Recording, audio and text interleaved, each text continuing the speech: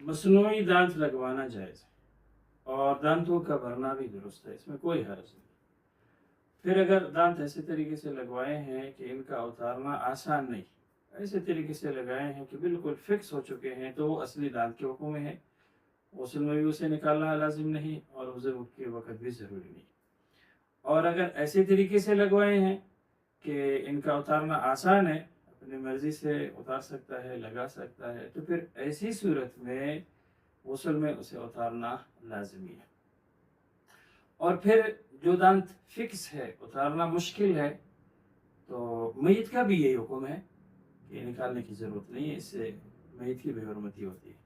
और अगर दांत ऐसे तरीके से हैं कि उन्हें निकालना आसान है, कोई मुश्किल नहीं है, तो मय्यत के दांत भी निकाल के उसे गुस्ल दी जाए। लेकिन इसमें भी शर्त ये है कि निकालते हुए मय्यत की बेहुरमती ना हो। अगर सख्त है और निकालने में बेहुरमती हो रही है तो फिर रहने दे, उधर ही रहे मुँह में, कोई फ़र्क नहीं पड़ता इससे।